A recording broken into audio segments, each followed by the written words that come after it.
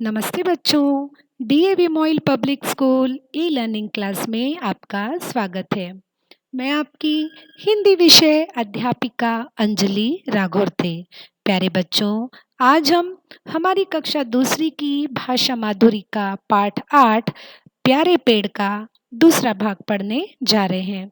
आशा करती हूँ कि आज के पाठ का श्रवण आप हमेशा की तरह एकाग्रता से करेंगे।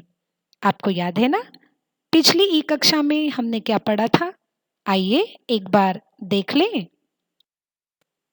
स्कूल की छुट्टी होने के बाद सारे बच्चे माली के डंडे की परवाह किए बिना पेड़ों के फल खाते हैं। फल यदि नीचे गिर जाए तो बिना धोए ही खा लेते हैं। ये बच्चे पेड़ों से बहुत प्यार करते हैं और उन पेड़ों पर रहने वाले पंछी भी पेड़ों से बहुत प्यार करते हैं। एक दिन अचानक पंछियों की आवाज से आकाश गूंज उठा। पंछियों की तो रोने की आवाजें आने लगी। आपको पता है ना क्यों? क्योंकि लकड़हारे पेड़ों को काटने के लिए कुल्हाड़ी लिए खड़े थे। क्या उन्होंने पेड़ काट दिए? चलिए पता करते हैं आज के भाग में।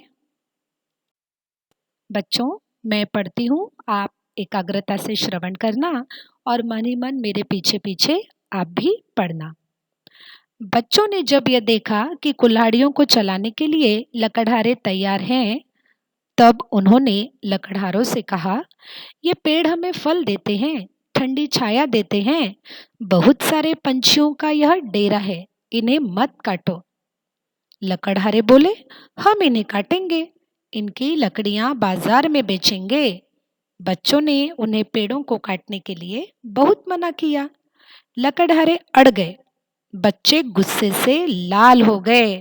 देख रहे हैं ना आप चित्र में किस तरह से गुस्से से लाल हो गए हैं, बच्चे चिढ़ रहे हैं।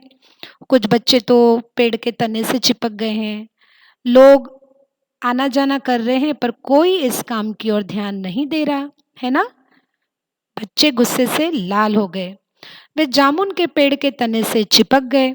बच्चे बोले, इन पेड़ों को काटने से पहले हमें काटो। लकड़हारों की कुल्हाड़ियां नीचे झुक गई।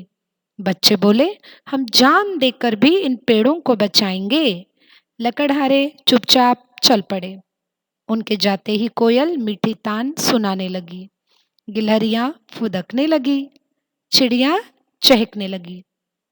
समझ गए आपको कि किस प्रकार बच्चों ने अपनी बहादुरी से पेड़ों की रक्षा के साथ साथ पंछियों के बसेरे को भी बचा लिया। आखिरकार बच्चों के आगे लकड़हारों ने भी अपनी हार मान ली और वे वहां से चले गए। फिर से कोयल मीठी तान सुनाने लगी, गिलहरियां फुदकने लगी और चिड़िया चहकने लगी। बच्चों, बहुत ही प्यारा, बहुत ही सुंदर पाठ था। बहुत कुछ सीखने को मिला इस पाठ से। अब आपने क्या क्या सीखा इस पाठ से, बताओ तो जरा। मैं बताऊं हमने क्या सीखा इस पाठ से? आओ देखते हैं। पशु पक्षियों पर दया भाव दिखाना चाहिए। बिना वजह किसी को परेशान नहीं करना चाहिए। और तीसरी है सीख, जीवनदाता पेड़ों की रक्षा करनी चाहिए। बच्चों, तीसरी सीख पर गौर करना। सचमुच ही पेड़ हमारे जीवन के लिए उपयोगी है। वे हमें जीवन आवश्यक सारी चीजें देते हैं। शुद्ध ऑक्सीजन देते हैं, वर्षा भी देते हैं। फिर हमारा भी तो फर्ज बनता है उनकी रक्षा का। आप भी इस सीख पर अमल जरूर करना। आपके घर के आजू बाजू में कहीं जगह खाली होगी ना, तो वहां जरूर एक बीज को मिट्टी में डाल देना और उसकी रक्षा करना। आपको पता है ना, पेड़ जल्दी तैयार नहीं होते। बीजों से पेड़ों को तैयार होने में कितना वर्ष लगता है, बताओ तो? एक बीज से एक पेड़ बनने के लिए 10 वर्ष का समय लगता है। और ये समय कम नहीं होता, बहुत बड़ा होता है ना। इसीलिए पेड़ों की रक्षा करना। क्यों? क्योंकि पेड़ हमारे लिए बहुत ही ज्यादा उपयोगी है। जो भी सीख आपने इस पाठ से सीखी है, उस पर अमल जरूर करना। आइए अब बढ़ते हैं आगे। इस पाठ से जो नए शब्द हम सीखेंगे वो इस प्रकार है।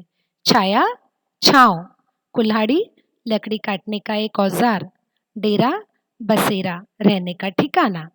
बच्चों, इन सारे नए शब्दों को आप अपनी कॉपी में लिख लीजिएगा। ठीक है? आइए बढ़ते हैं अभी आगे। गृह कार्य। प्रश्न पहला है, दिए गए प्रश्नों के उत्तर एक शब्द में लिखिए। क, मीठी तान कौन सुनाती है? ख, यहाँ किसके डंडे का डर नहीं है? ग, जामुन के पेड़ के नीचे कौन खड़े थे? घ, पेड़ों से किसके रोने की आवाजें आ रही थी? अंग, लकड़हारे क्या चलाने के लिए तैयार थे? च, बच्चे किस पेड़ के तने से चिपक गए? प्यारे बच्चों, बहुत ही आसान है आज का गृह कार्य। आशा करती हूँ हमेशा की तरह आज का गृह कार्य आप जल्दी पूरा कर लेंगे। बिल्कुल भी घबराना नहीं, ठीक है? जो अगली टेस्ट आएगी ना, उसका ये भाग है अहम। तो इन सारे प्रश्नों को अपनी कॉपी में हल कर लेना, ठीक है? कर लेंगे ना जल्दी से? बिल्कुल, आसान गृह कार्य जल्दी पूरा कर लेंगे आप।